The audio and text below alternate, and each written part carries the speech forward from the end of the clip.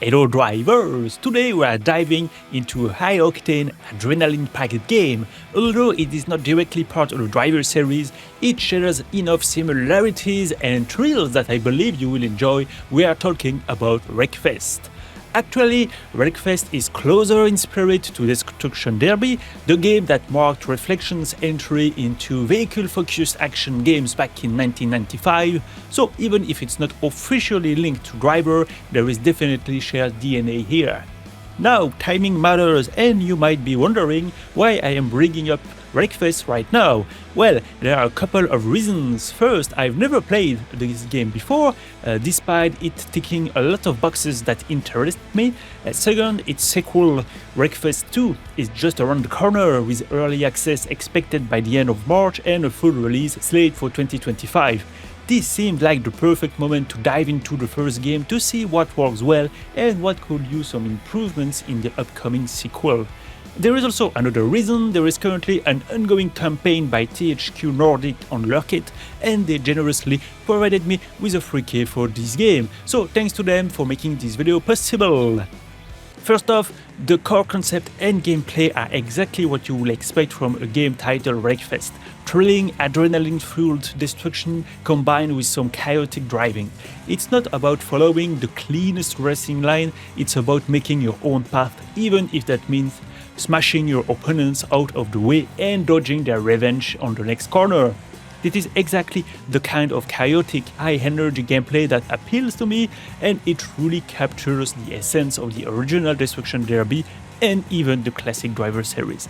Thanks for McNally, years of online sprint GP play have trained me for this task, and you can use any dirty tricks to get rid of an opponent, especially by forgetting to brake in the corner. Get out of the way. Another good point is something I did not expect to find in a modern game: server freedom.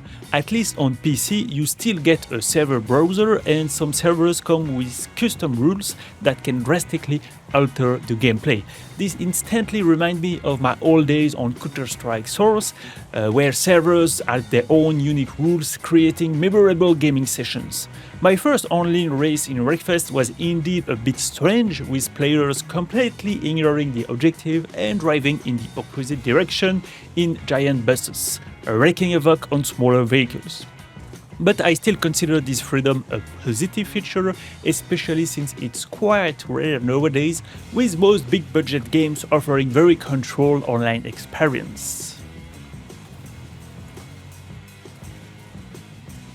Now, on the less positive side, Destruction Derby events can get tedious when only a handful of competitors remain. It's logical, sure, but I found that the vehicle handling in these situations didn't match the more dynamic feeling of the classic Destruction Derby games, where cars had more horsepower, allowing the final duels to remain exciting.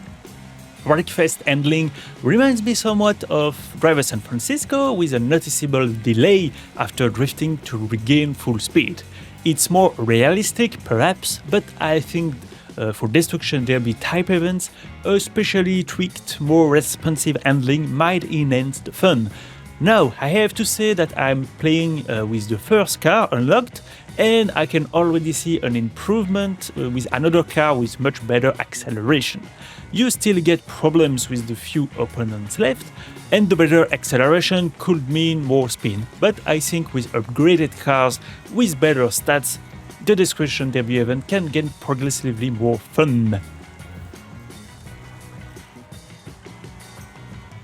The cockpit view was another slight disappointment. It's very basic and you don't even see the driver's hand gripping the wheel. Driver San Francisco did this much better, and a recent game like The Crew Motorfest I've demonstrated how immersive a proper cockpit view can still be. I'm confident though that this sequel will address this and deliver a much more satisfying cockpit experience.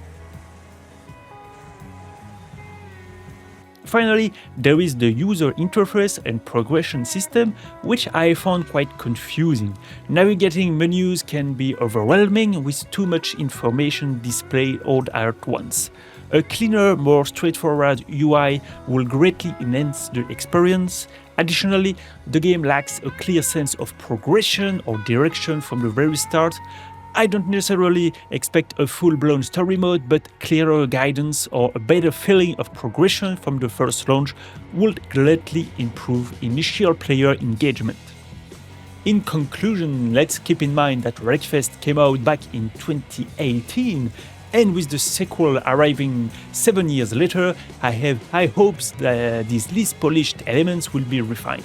But most importantly, I really hope they keep the positive intact, especially the old-school server freedom that I mentioned before.